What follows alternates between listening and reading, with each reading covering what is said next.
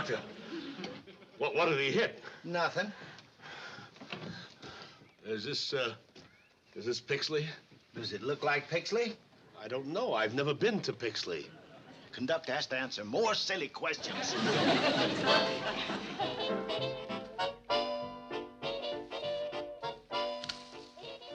Hey, that looks all right.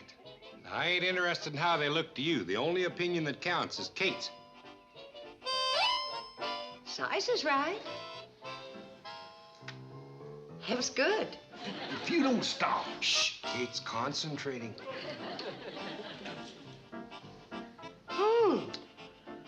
It's perfect. Hooray!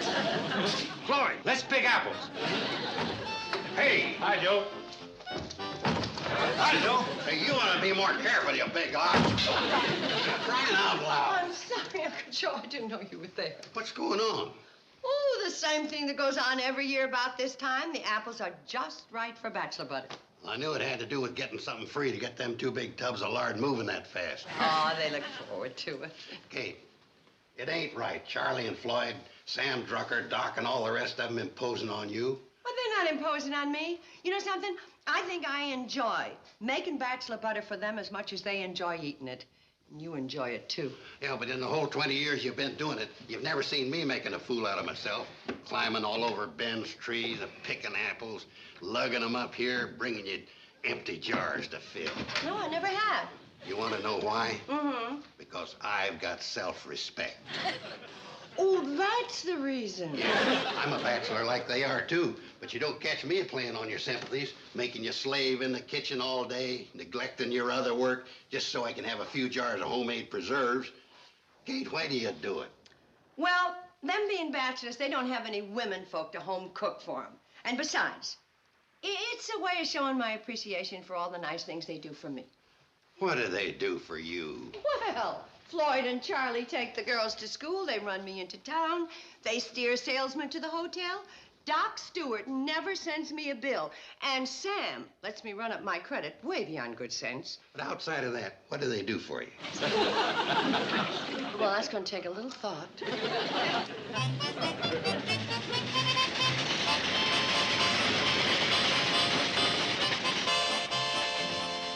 Conductor, this train is going backwards. How about that? And some folks accuse us of running an old-fashioned railroad. Yeah, but we're going to Hooterville. I'm supposed to be in Pixley at 10 o'clock. Then don't travel during bachelor butter season.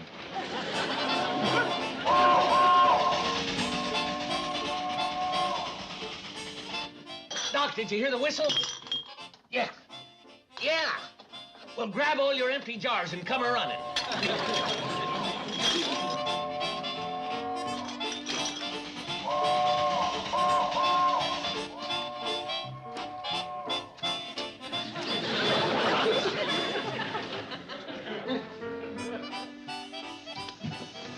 Excuse me. Say, do you have any idea how much longer we're going to have to be here? Just guessing, I'd say 3 more bushels. Conductor, I have to be in Pixley this morning. I'll be lucky if I get there late tonight. Or early tomorrow morning, depending on how soon Kate finishes the bachelor butter. If I was you, I'd depend on staying over at the Shady Rest Hotel.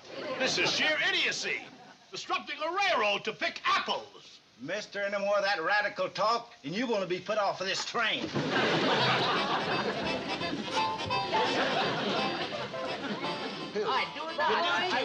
now stop that. Instead of squabbling, just tell Uncle Joe how many jars you got, and he'll see that you get back what's due you. Yeah, just line up right here. All right, Sam, how many you got? 22. 22? There won't be no butter for the rest of Well, us. 12 is Doc's. Why didn't he come himself? He had to take out Lou Dawson's appendix. Lou had all year to have it took out. You know that bachelor butter your mother makes must be something pretty special to cause all that excitement. I wish some of our food products did. What kind of firm do you travel for? HDL Food Products. We put out all sorts of canned goods. Betty Joe, get your sisters. Bobby Joe! Billy Joe! Mom wants us! Woman's work is never done.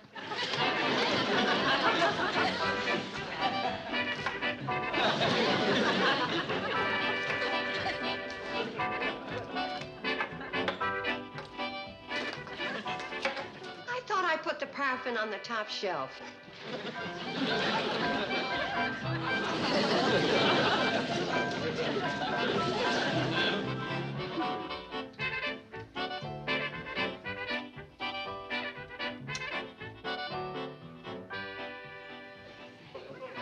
Now, when the alarm goes off in 16 minutes, the apples will be boiled enough. Mom, how can you tell if that thing's set for the right time? I've been making bachelor butter with this clock since before you girls were born. And when I set it for 16 minutes, it goes off in 16 minutes. Most of the time.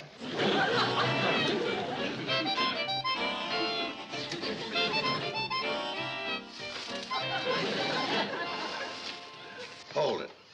What's the matter? I never saw such sloppy rockers in my life. You should rock to and fro together. Ain't we? No. When I'm froing, you're toing. When I'm toing, you're froing. Well, let's do it right. 1, 2, 3. This sure is a strain every year. Kate should be sieving the apples by now. She's past 7.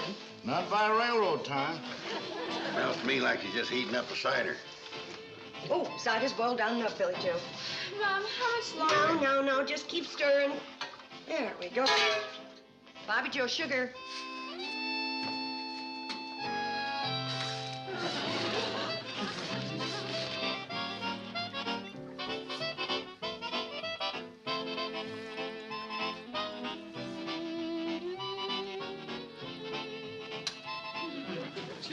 There, that should be sweet enough. But how do you know without tasting it? If I tasted everything I cooked, I'd be as big as this stove. And you girls better remember that when you get married and you start cooking for your husbands. Yeah, I suppose if you put on too much weight, romance goes right out the door. Mm-hmm. And you can't squeeze out after it. Now for the ground clothes. Seriously, Mom, I've watched you every time you made this recipe, and I can't figure it out. How much sugar did you really put in? 5 scoops and a sprinkle. And be accurate. Accurate. Yeah, accurate.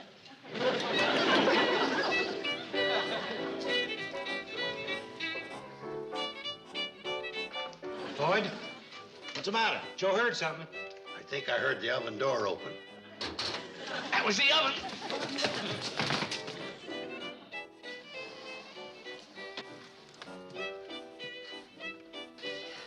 Get a spoon, Bobby Joe. Bobby Joe's getting a spoon. Kate's gonna taste it. How many years you been freeloading bachelor butter? 20 or so. Then you ought to know the first thing Kate does to find out if it's thick enough. A-okay. Thickness is right. Now they're gonna taste it.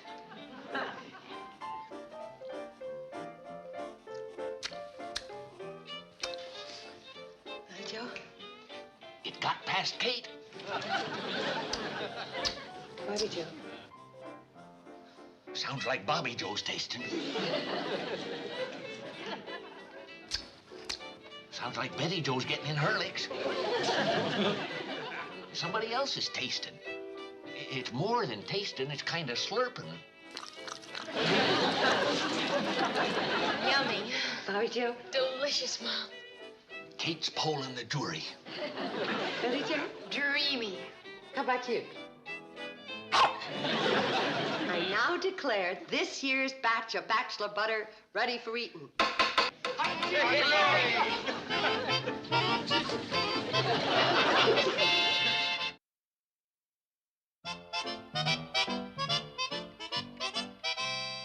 You know, Mrs. Bradley, after tasting your bachelor butter, I can see what all the excitement was about last night. Well, thank you, Mr. Crandall. Would you like to have a jar to take home with you? Well, that would be wonderful. Wait a minute. You a bachelor? No, I'm not. Then that'll be $1. Uncle Joe. You know the rule, Kate. Free to bachelors if they provide their own jar. I don't suppose you got your own jar. No. And that'll be $1.25. In spite of what Uncle Joe says, you may have a jar with my compliments. Well, actually, I'd like 2 jars. Boy, Charlie and Floyd could take freeloading lessons from him. Uncle Joe, Mr. Crandall is our guest. You can have as many jars as you want. 2 will be fine. I have an idea about this bachelor butter.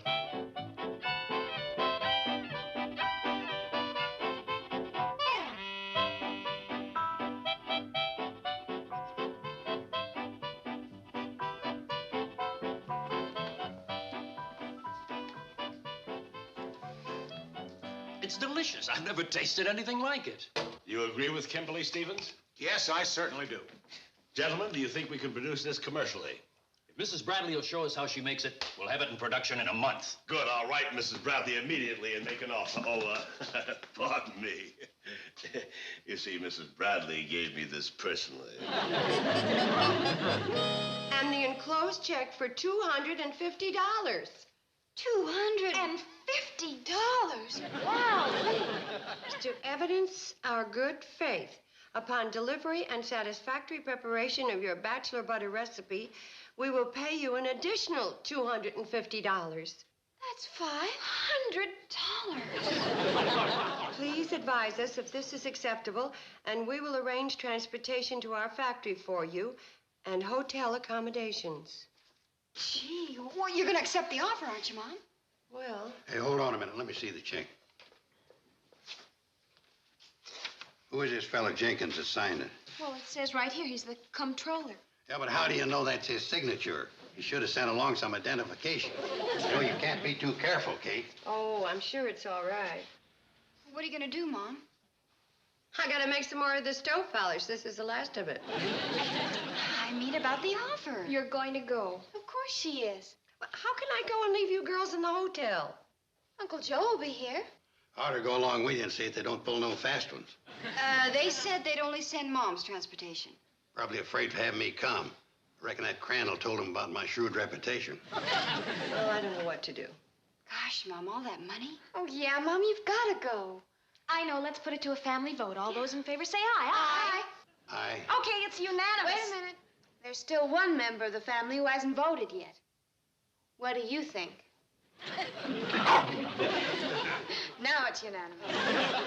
How do you get a jar of bachelor butter? I gave it to him. After all, he's a bachelor. Well, aren't you?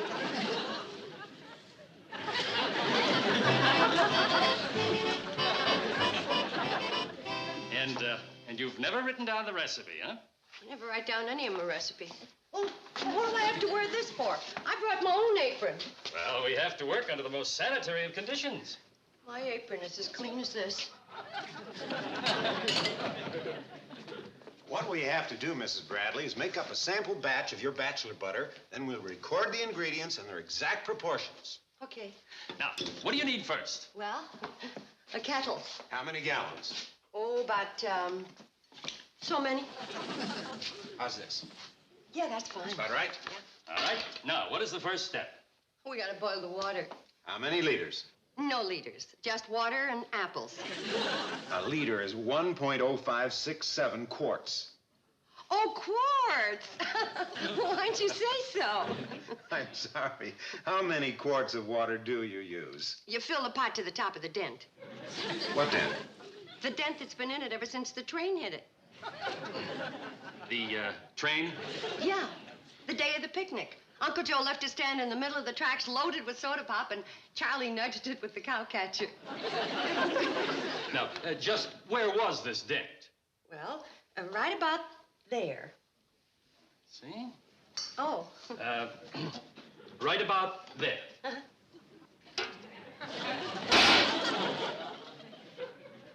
Well, it isn't as deep as the one the train made, but it'll do. Come on. All right. Now that we've washed the apples, we gotta cut them in quarters. I see. And then when the water boils, we dump them in and add the sugar. How much sugar? Well, it depends on how tart the apples are. Well, how do you determine that?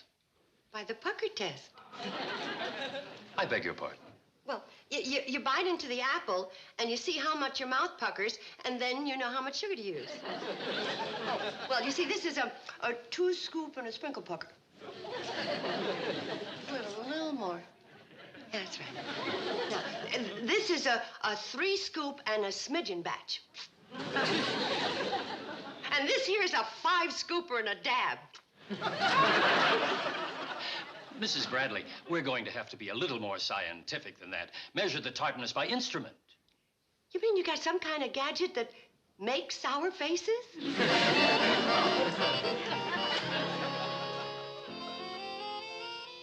Now, you put the apples through the sieve, boil down the cider, and add it to the puree. Now, what's the next step? Seasoning. I'll need nutmeg, allspice, cinnamon, and ground cloves. Here you are. Oh.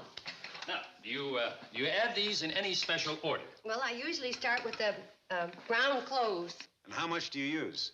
Well, let's see now. This was a scoop and a half in a smidgen batch. About a half a jar. A quart jar? No, an Engeldorf mayonnaise jar. How big is a it? Well, Engeldorf always uses the same size. It's bigger than a small relish jar, but smaller than a medium-sized pickle jar. Maybe we can pick one up. Oh, I doubt it. Engeldorf's been out of business for years. Maybe you could kind of guess at it. Well, I could try. But it won't be as accurate as if I had my Engeldorf jar here. Now, before you season the puree, hadn't we better set the oven? How many degrees Fahrenheit do you bake it at? I never degreed it. When the oven's right, I just stick the puree in. Well, you must have some way of measuring how hot it is. Oh, sure. Well, now we're getting somewhere. Oh, I always know when the oven is right because the dog usually rolls over on his back and sleeps with his paws in the air.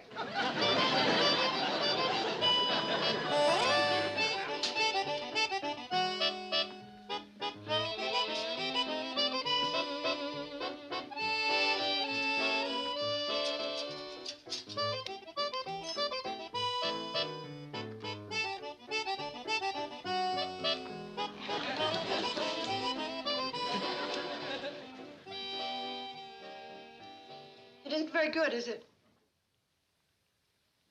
Frankly, Mrs. Bradley, it isn't up to the sample that Mr. Crandall brought in. Well, how could it be? Cooking in here is like cooking in the operating room at the county hospital. You know, you might keep germs out of here, but you sure don't let any friendliness in. And how can I cook on a stove like that? Can't wear my own apron. I can't do this. Now, take it easy, Mrs. Bradley. We never expect things to turn out exactly right the first time. It's not going to turn out right the second time, the third time, or any time, Mr. Crandall. I just can't cook under these conditions. I gotta have my own pots, my own stove, my own dog. Easy, easy, watch it. If you're not satisfied with the way we're doing this job, we'll be glad to let you take over. I gotta get the rest of this stuff on case list. See, there's pots, sieve, Engeldorf mayonnaise jar. I know they should have gone along. She's probably ruined that whole $500 deal I dickered up for her. As soon as you boys get that stove loaded on the train, you come back up and I'll have the rest of the stuff loaded ready to take down. Have it ready for us to haul down. What does he think?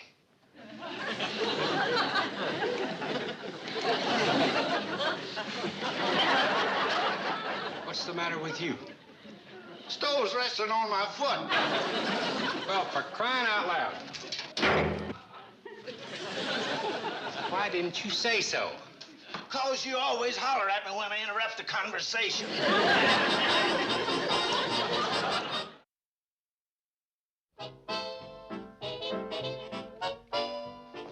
Dented kettle, sieve, clock, Engeldorf mayonnaise jar, dog. Well, I guess that's everything. Now, if one of you fellas will fill that kettle up to the dent, we'll get to boiling. Oh, Mr. Kimberly, are you sure that stovepipe's fixed now? Yes, it's fitted right into the air conditioning duct. Now, if you need any more wood, we still have half of Mr. Crandall's desk chair and a hat rack. I don't think we'll need it. Stove's starting to warm up, all right. How old is this stove, anyway? Oh, it's been in my family for 65 years. How do you keep it looking so new? Rub it down twice a week with my stove polish. There's the water. Now, what's next? Gotta get started with the apples.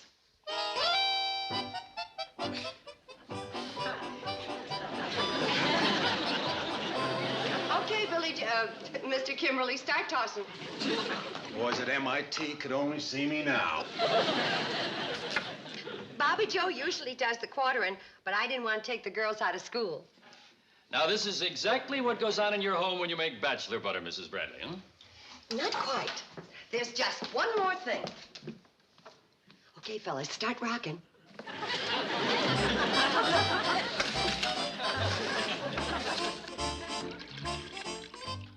Now, as soon as this boils down, we'll make the puree, spice it up, and stick it in the oven. Is the oven hot enough yet? Not yet. Hey, fellas, we ain't rocking together. It don't make no difference. Rock free, Ham. I sure feel silly sitting out here in a hallway rocking. I do, too. But we're doing it for Kate. Well, the puree's done. Now all we gotta do is pour it in the crock and stick it in the oven.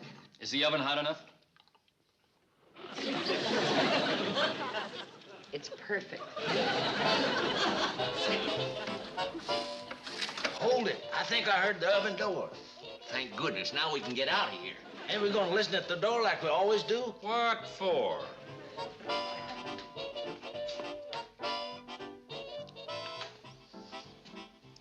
Well, That's pretty good. no, it isn't good at all. Sorry, Mr. Crandall. Just isn't gonna work. I don't understand it, Mrs. Bradley. We brought everything you asked for, the stove, your pots, your dog, your friends. All except the most important thing, the anticipation. What? Yeah, the fun the fellas have looking forward to my bachelor butter every year. You know, watching the apples turn just right, picking them, squabbling over whose jar is whose. Me and the girls trying to make every batch the best. Well, those are the things that are missing in this. I think I understand, Mrs. Bradley. We could probably come pretty close to making your bachelor butter at the factory, but it would always lack that one essential ingredient you give it, love. Yeah, it's just about the size of it. I'm sorry. Come on, Fahrenheit. Oh, if you boys will come by the Shady Breast about this time next year and bring your own jars, I'll fill them up with the best bachelor butter you ever tasted. You can stop rocking, fellas. We're going home. Good! Hooray! Yeah, I'm glad to hear that. I wouldn't trade my stove for 10 of those fancy cookers with all their doodads and gimcracks. Oh, Mom, you're just old-fashioned. Mom, we're awful sorry the way everything turned out. So am I, honey. We could have used that money. Don't worry. Uncle Joe will come up with something. Hey! Hey! Sounds like he already has. Hey, yeah, that sounds like his Kate, I'm gonna make you millionaire voice. Hey, I'm gonna make you a millionaire. This letter just come from Mr. Crandall. He sent back the check you returned.